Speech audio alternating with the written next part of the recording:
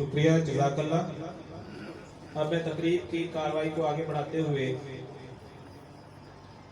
جناب آج کے مہمان خصوصی جناب سردار حسن نواز خان نیازی، تحصیل صدر پاکستان تحریک انصاف، سابق صدر ڈسٹرکٹ بار ایسوسی ایشن رحیم یار خان سے ملتمس ہوں کہ وہ آئیں اور جشن ولادت کے سلسلے میں اپنا اظہار خیال فرمائیں۔ جناب سردار حسن نواز خان نیازی ایڈوکیٹ۔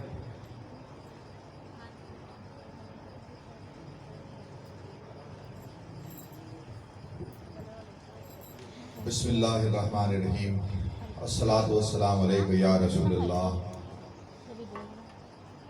جب دنیا میں جہالت عروج کو پہنچی، جب لوگوں نے اپنی بچیوں کو زندہ درگور کرنا شروع کیا، جب لوگوں نے اپنی ماؤں کو وراثتوں میں تقسیم کرنا شروع کیا، اس انتہا کی جہالت کے بعد میرے اللہ پاک نے اپنے پیارے محبوب حضرت محمد مصطفیٰ صلی اللہ علیہ وآلہ وسلم کا اس دنیا میں اظہار فرمایا، اور آپ نے آتے ہی اس دنیا کا نظام بدل دیا۔ غلام جو تھے ان کو بادشاہ بنا دیا، جو لوگ جاہل تھے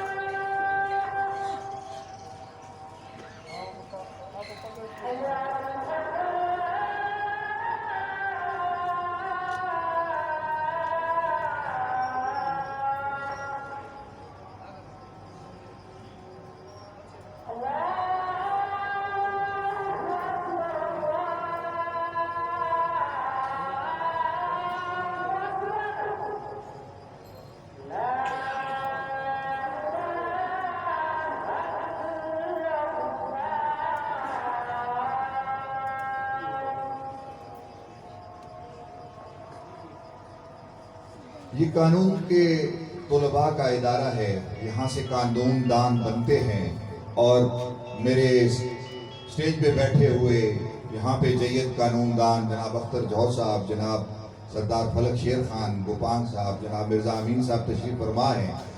تو آج کی مناسبت سے میں یہ کہوں گا کہ اس جہالت کے دور کے بعد جہاں پہ جنگل کا قانون تھا، جس کی لاٹھی اس کی بھینس اس کا قانون تھا، یہ خواتین کے حقوق، یہ حقوق نسواں جو آج کل یہ charter of rights, women rights, human rights, یہ ساری باتیں جو آج نکلی ہیں، اس کا منبع کون تھا؟ ہمارے آقا حضرت محمد مصطفیٰ صلی اللہ علیہ وآلہ وسلم۔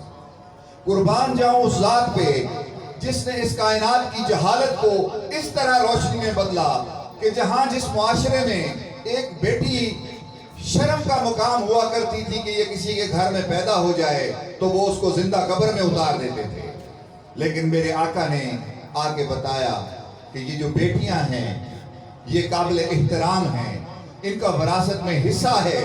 آپ نے سورۃ نساء جب وحی کے ذریعے نازل ہوئی تو آپ نے اس کی تعلیمات میں بتایا کہ یہ اس طرح عورت کے حقوق ہیں، اس طرح عورت کی وراثت ہے، اس طرح معاملات عورت کے ساتھ کرنے ہیں۔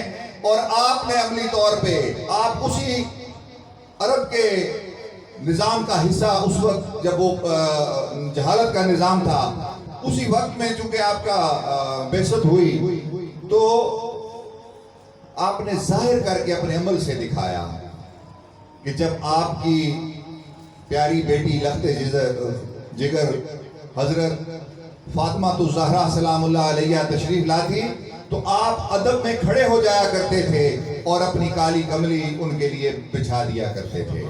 تو یہ وہ عروج اور یہ وہ معراج کسی بھی معاشرے کی اس سے زیادہ نہیں ہو سکتی.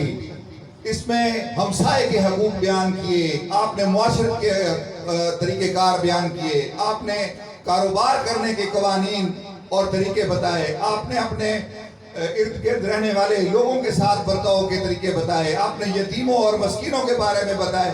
آپ نے اس کائنات کو اس جہالت کے اندھیرے سے نکال کے نور کی بلندیوں تک پہنچا دیا.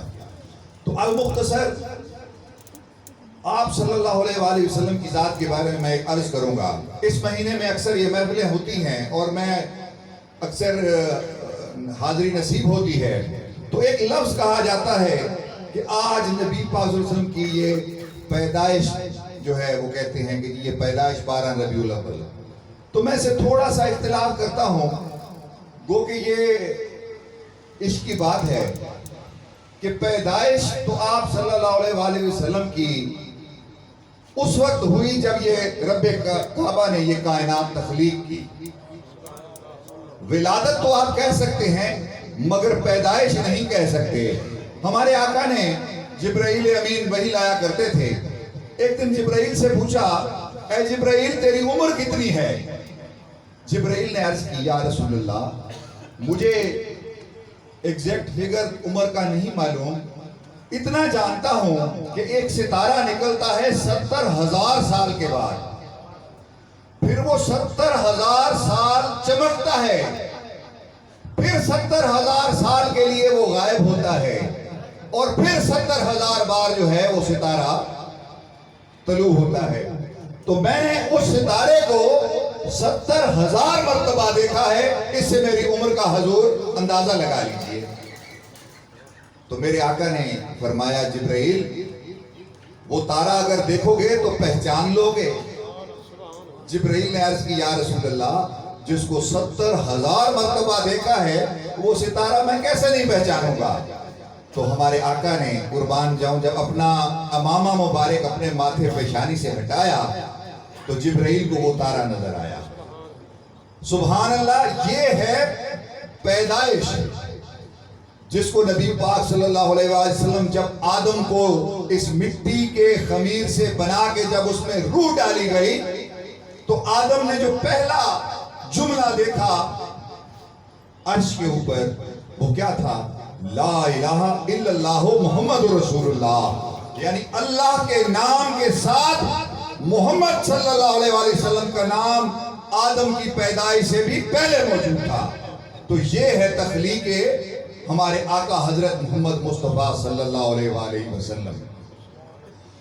تو میں اپنی بات مختصر کرتا ہوں کیونکہ آپ کی شان اگر بیان کرنی شروع کی جائے اور لکھنی شروع کی جائے تو اس کائنات کے سارے درخت اگر قلم بنا دیے جائیں اور اس کائنات کے سارے سمندر روشنائی بنا دی جائے اور اس پوری کائنات کو برق بنا دیا جائے تو آپ صلی اللہ علیہ وسلم کی تعریف کا احاطہ نہیں کیا جا سکتا.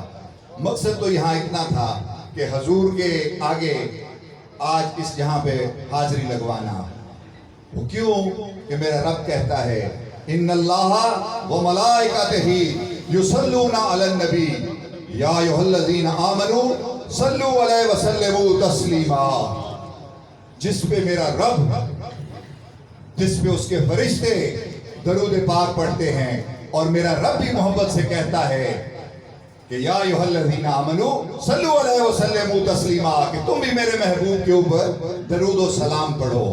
تو میں آخر میں ایک شعر کے ساتھ اپنی بات ختم کروں گا کہ وہ دانائے سبل ختم رسول مولائے کل جس نے، وہ دانائے سبل ختم رسول مولائے کل جس نے غبار راہ کو بخشا فروغ وادی سینا. وہی فرقان وہی قرآن، وہی فرقان وہی قرآن، وہی یاسی وہی طٰہٰ، تو میں جناب رفیق لغاری صاحب کو مبارکباد پیش کرتا ہوں کہ اللہ پاک ان کی یہ حاضری جو ہے محفل قبول فرمائے، بلکہ قبول فرمائے، قبول بھی اسی کی ہوتی ہے، اللہ پاک اسی کو ہی یہ توفیق عطا فرماتا ہے جس کو وہ منتخب کرتا ہے کہ آتے ہیں وہی جن کو میرے سرکار بلاتے ہیں۔ الصلاۃ والسلام علیکم یا رسول اللہ۔